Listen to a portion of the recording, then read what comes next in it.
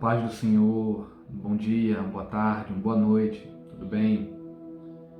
Hoje a palavra de Deus é muito bonita. Aqui no Evangelho de João, no capítulo 14 e no verso 27, diz assim: Eu deixo-vos a paz, a minha paz eu vos deixo. Não a dou como o mundo dá, e não se turbe o vosso coração, e nem tenham medo. Meus irmãos, isso é uma palavra muito bonita, saindo da boca do próprio Jesus. Eu vos dou a paz, a minha paz, não a do mundo, não como o mundo dá. Não se turbe o vosso coração, nem tenham medo. Para entender o que estava acontecendo aqui, era uma quinta-feira, antes da Páscoa. Seria a mesma noite onde Jesus seria entregue na mão dos romanos. Era uma noite de muita angústia para ele. Ele disse: Pedro e João, preparem um local para a ceia. E ali Jesus se reuniu com os discípulos para fazer uma ceia. Nesse momento ele tinha dispensado Judas, tinha dito: vá Judas, faça o que tem que ser feito. Ele já sabia que Judas iria o trair, Judas iria entregá-lo aos romanos. E naquela noite, depois daquela ceia, Jesus orou e ele tinha a sensação de suar sangue, a agonia nele. Talvez o que ele precisasse naquele momento, a agonia dele era tão grande que ele chamava os discípulos para orar com ele. E os discípulos, quando ele voltava para vê-los, eles estavam dormindo. Talvez o que ele precisasse era de um amigo. Talvez o que você precise, talvez você esteja passando por alguma angústia na sua vida, e o que você precise é um amigo do teu lado para te dar uma palavra. Sabemos que só Jesus pode preencher o vazio do nosso coração, mas muitas vezes precisamos de uma pessoa para nos ajudar a orar. Às vezes nós não temos nem essa força. Jesus, naquele momento, quando ele foi orar no Getsemane, e ele chamou os discípulos, que os discípulos dormiram, por 2 ou 3 vezes ele chamava: ora, levanta, a luta é contra a carne é fraca, vocês precisam resistir. E durante esse jantar, durante essa ceia, que foi antes desta oração no Getsemane de Jesus, com certeza Jesus já sentia aquela agonia, aquela ansiedade no coração dele, aquele sofrimento, porque ele sabia o que havia de acontecer.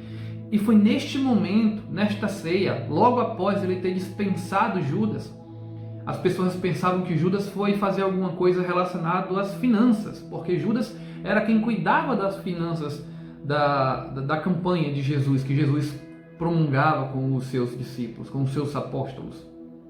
Quando Judas saiu, todos olhavam, achavam que Judas iria fazer alguma coisa, e Jesus começou a revelar: eu vou para o Pai, para onde eu vou vocês não podem ir. Os discípulos entenderam que era uma despedida de Jesus. Jesus abriu o verbo naquele momento, Jesus abriu o jogo e disse: eu estou indo. Olha o que ele diz aqui, ainda no capítulo 14, no verso 1. Mais uma vez ele diz: não se turbe o vosso coração, credes em Deus, crede também em mim. Na casa do meu Pai há muitas mansões. Se não fosse assim, eu vos teria dito: eu vou para preparar-vos um lugar. E quando eu for e vos preparar um lugar, eu voltarei novamente e vos receberei para mim mesmo, para que, onde eu estou, ali possais estar vós também. Esta, meus irmãos, esta é a grande promessa. É o plano de salvação que está escrito aqui desde o princípio da Bíblia até o fim. A Bíblia, a Escritura, a palavra, ela é o testemunho da salvação, desde Gênesis até Apocalipse.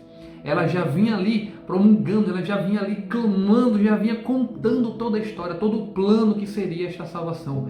E Jesus ali no capítulo 14 coloca a mesa, ele escancara para os seus discípulos. Os seus discípulos ficaram agoniados: não vai, mestre, deixa que nós vamos também. E ali começou uma sequência de perguntas dos discípulos curiosos e também ali se sentindo desamparados.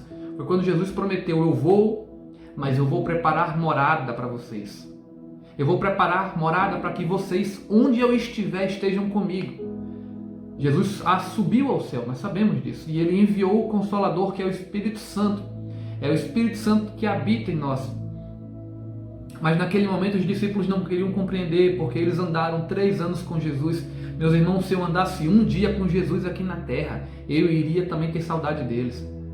A Bíblia diz que, além dos fatos realizados por Jesus, escritos aqui na Bíblia, também há muitos outros que livro nenhum na terra poderia conter. Tudo que ele fez não caberia, não daria para escrever, não haveria palavras para relatar. Eu acredito que os sentimentos deles, olha, na literatura é muito difícil você passar os seus sentimentos quando você escreve alguma coisa. João, ele tentava explicar, ele se auto-intitulava discípulo amado. Mas se você ler o Evangelho de Mateus, o Evangelho de Lucas, o Evangelho de Marcos, e depois você lê o Evangelho de João, você vai perceber que não tem nada a ver. O Evangelho de João, ele consegue expressar amor, carinho ali nas Escrituras.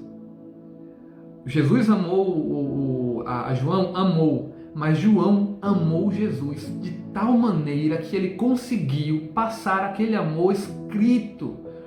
Quão difícil é fazer isso? Você já tentou escrever uma carta para alguém? Eu sei que isso já não funciona mais assim. Hoje em dia nós mandamos mensagem pelo computador ou pelo telefone, mas quando você tenta escrever alguma coisa para alguém, talvez você não consiga expressar tanto amor como João conseguiu escrevendo o Evangelho.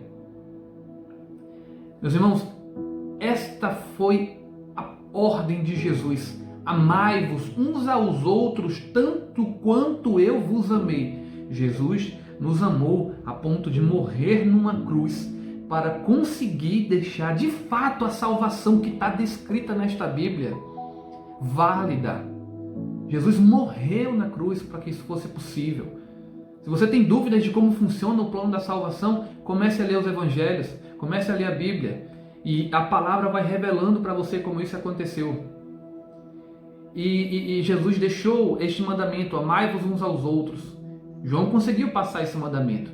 Mas e nós, hoje em dia? Conseguimos amar o nosso irmão? Às vezes nós temos uma pequena briga com alguém e nós reagimos e falamos palavras que machucam de volta.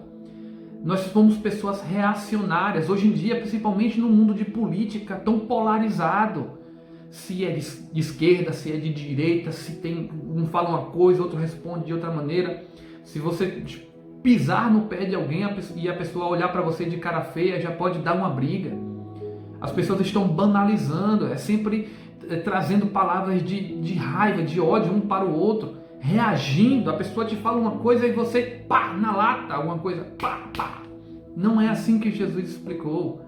Quando os fariseus, quando os hipócritas vinham falar com Jesus, Jesus respondia-lhes, quando era uma pergunta que Jesus percebia que era para denegrir a imagem de Deus ou dele, ele muitas vezes não respondia, preferia ficar calado. Mas quando era uma coisa que ele podia falar, ele respondia-lhes com muita sabedoria.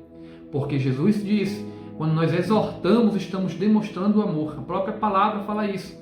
Que quem ama, cuida. Quem ama, corrige. Aquele que não ama, não corrige. Então, quando alguém te falar alguma coisa, alguma palavra que te machuque, perdoa. Demonstrar perdão também é amar. Filipe, mais à frente, no mesmo capítulo 14, pergunta para Jesus: Jesus, mostra-nos o Pai, como é Deus, já que você vai para Ele, diz como é Ele.